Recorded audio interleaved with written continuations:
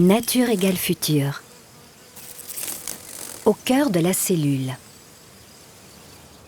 Il existe dans le sang de multiples micro-organismes de l'ordre du nanomètre produits par le corps humain ou intrusifs comme les virus. Leur extrême petite taille leur permet de franchir des barrières biologiques et d'agir au cœur des cellules.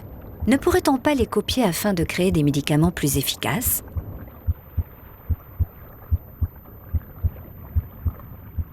On s'est intéressé à des mécanismes du vivant et donc de la nature, car ce sont peut-être les mieux à même d'aller exercer des fonctions biologiques.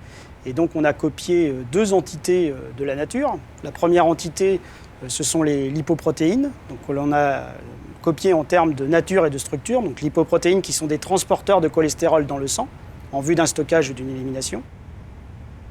Ce que l'on a copié de cet objet, c'est essentiellement la structure, donc qui reprend un cœur de triglycérides et une couronne de surfactants. Deuxième élément, on a copié des virus. Les virus véhiculent des acides nucléiques, qu'ils soient ADN ou qu'il s'agisse d'ARN, de façon à infecter nos cellules et donner cette fois le patrimoine génétique du virus, qui est un patrimoine infectieux et qui rend malade.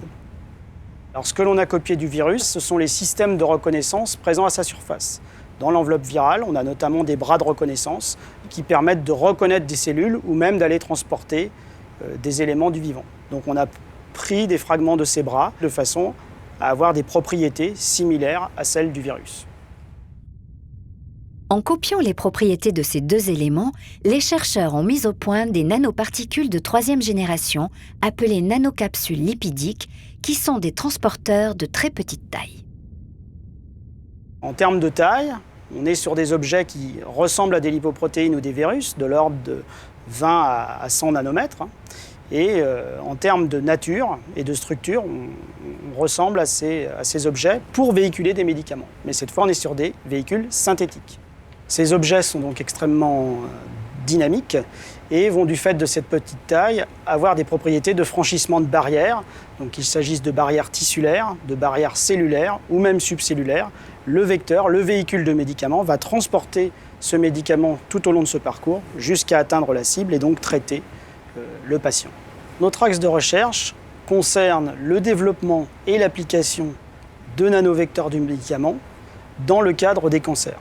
Alors, plus particulièrement les cancers cérébraux. Ces nanovecteurs de troisième génération sont capables de transporter des molécules chimiques, également des molécules, des radiopharmaceutiques, donc des émetteurs de radioactivité, des molécules radioactives, et sont également capables de transporter des molécules biologiques thérapeutiques, qu'il s'agisse d'acides nucléiques, donc ADN, ARN, ou également des protéines ou des peptides.